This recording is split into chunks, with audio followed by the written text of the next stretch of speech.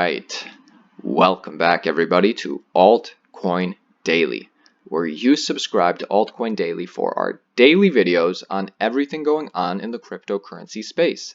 My name's Aaron, great to have you checking in today. Let's continue our journey to become a smarter, more disciplined cryptocurrency investors. Let's take a quick look at coinmarketcap.com, and then I want to go over a couple charts, go over a couple articles, and it will be done. This video today is going to be short, sweet, but chocked full of value. And if at any point, if and when you find value in today's video, which I hope you do, hit the like button. We're still a relatively small channel, but we're growing quickly and every like counts. Anyways, let's get into it. Take a quick look at coinmarketcap.com. You recall in the past several days, Bitcoin and the whole market has been rallying up. Bitcoin rallied up to around $7,000 and hit a little bit of resistance, and has since then been on a dip. So right now Bitcoin is at $6,870, Ethereum $280, XRP is at 32 cents. I mean, you can see the whole market is still very much down. Interesting, Stellar finding a lot of support around the 20-21 cents mark. It seems no matter how much the altcoins take a beating for the past few months, Stellar has not dipped below 20-21 cents. So that's pretty interesting. A lot of people holding Stellar, a lot of people bullish, including myself. But despite that, it seems, and despite the fact that we have been at a very low point in a bear market for months and months now, it seems people are still, have you noticed this, whether it be other YouTube crypto influencers or self-proclaimed cryptocurrency expert, it seems that we are getting more and more bearish predictions for Bitcoin by the end of the year and otherwise. For instance, former bullish crypto expert Anthony Pompliano now forecasts a $3,000 Bitcoin price, stating bear market facts. Will the bear market push Bitcoin's price to $3,000? In a significant turnaround from a bullish market position, Anthony Pompliano predicts that Bitcoin's price could fall up to the range of $3,000. This prediction by the Morgan Creek founder was after his recent forecast in January. Basically, back in the beginning of the year, Anthony Pompliano predicted a $50,000 Bitcoin by the end of the year, and now he has changed his tune, saying that we are more likely to see Bitcoin near 3,000 before we see Bitcoin at 10,000 again. And if this is true, that means we still have a 50% decrease to go. Things may get really, really ugly if that happens. So although, to be clear, Anthony Pompliano is still bullish on Bitcoin and crypto in the long term, he has changed his tune and thinks Bitcoin will hit a $3,000 price point by the end of the year. And actually, he compares the market to that of the 2014 bear market. And it seems we're seeing predictions like this more and more these days. So in today's video, I'm here to say, I think the death of crypto has been greatly exaggerated. And I want to start off here because according to Shapeshift CEO, Bitcoin is now in the buying range. The CEO of the popular cryptocurrency exchange Shapeshift, Eric Voorhees, says he believes the majority of the Bitcoin collapse is over. In a new interview, CNBC asked Voorhees if he believes Bitcoin is now in buying territory. He said, quote, "Yeah, I think so. I'd be surprised if Bitcoin falls more than 30% from here, which might still seem like a lot to some people, but I think anything in the $5,000 to $8,000 range for Bitcoin is pretty reasonable, and in a couple years will look like a great spot. It's 70% down from its peak, which ain't bad." As for when the bulls will return, Voorhees also says he doesn't expect the market to turn around overnight, right? Quote, "I don't expect it to end soon, although I think the rate of collapse has slowed considerably. Generally, with these bubbles, after you go through several months of downtrend, you kind of hang out in a range for a while. And that while can be a couple of months or so. After the bubble in 2013, it could be a couple of years. But I think we're done with the majority of the collapse."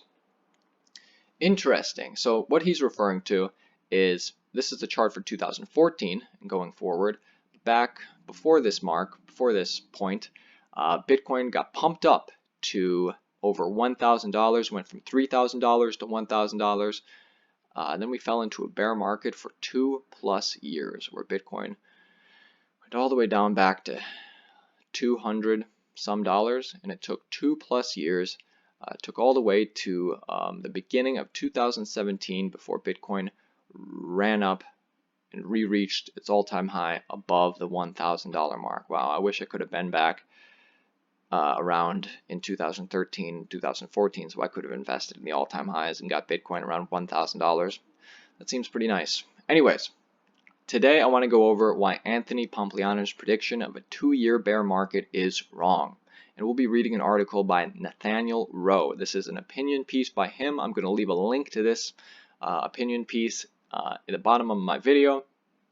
Click on the link, check it out, show this guy some support. So basically, we're going to skip all the beginning stuff and go over to his reasons. There are some major differences between 2014 in the huge bear market to right now. And the differences are, in 2014, it had no viable altcoins. We have many platforms doing legitimate work today. XLM, which is stellar, Ethereum, are very notable crypto platforms used by actual companies. And there's nothing like that back in 2014. Basically, there was Bitcoin, there was Litecoin, maybe there was Dogecoin, and some other cryptos that have fell off the face of the earth. Number 2 reason, Mt. Gox. It had an effective monopoly as the de facto Bitcoin fiat gateway, and there are many more exchanges available today. So of course, part of the thing that caused the 2-year bear market was back in 2014, Mt. Gox got hacked. And at the time, it was the cryptocurrency exchange. It was the de facto gateway.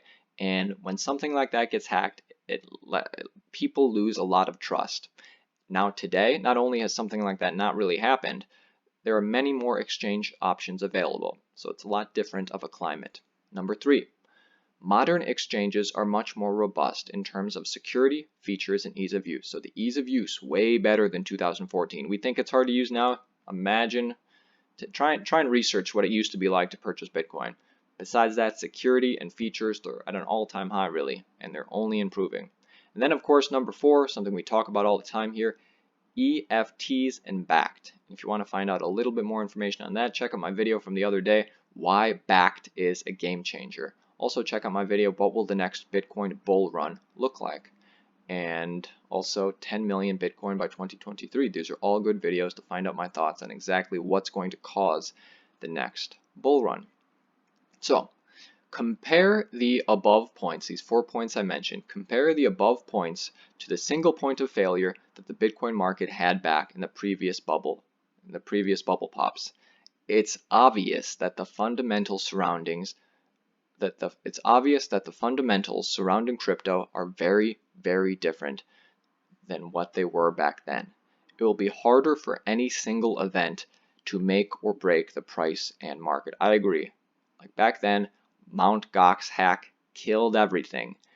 Now there's a lot more opportunity out there, a lot more diversifying of places we can go to purchase and hold our coins and stuff like that. So no single event is going to make or break it, because for the past year or so, a lot of different companies, a lot of different institutions have been building infrastructure, and I don't think one single thing can make or break us like 2014. One of our weaknesses as humans, this is kind of interesting, one of our weaknesses as humans is overly sensitive pattern recognition. It's also a major strength, but does often lead us to see things which aren't there, such as a 2-year bear market. Consider this excellent example plucked from Nazim Taleb. Question: what's worse for us? What's worse, mistaking a bear for a rock or a rock for a bear? That's why our pattern recognition is always turned up to 11. In one scenario, you're scared of a rock. In the other, you're mauled in someone else's dinner and you're dead. When these numbers play out so nicely, we tend to extrapolate the pattern for no reason other than it's a continuation of the past.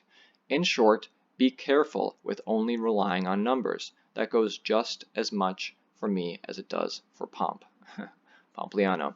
So, nobody knows when or for how long the current trend will last, or how high the next bull run will take us. Obviously, Pompliano is operating with rough numbers, but I believe he's far from the truth. Based on my above points, I believe the crypto market will return to a steady uptrend much sooner. So, did you get that analogy? Because of our lizard brains, we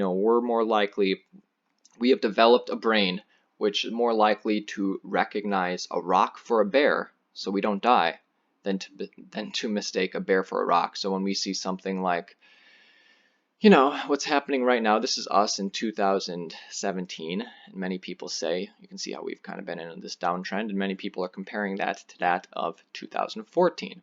So will it take us another year and a half to continue going up? I don't believe so, because of the points that this person stated, especially that of the ETFs and backed, and especially because we have a lot more opportunity, a lot more choice today, and no single point can break us. Anyway, what do you think? That's what I wanted to go on. That's what I wanted to talk about today.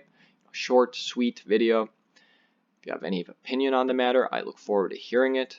I hope you enjoyed my brother's video yesterday. Is Elastos the top altcoin of 2018? If there's another altcoin you want us to do a deep dive on, let me know. All right, guys, see you tomorrow. It's going to be a great year.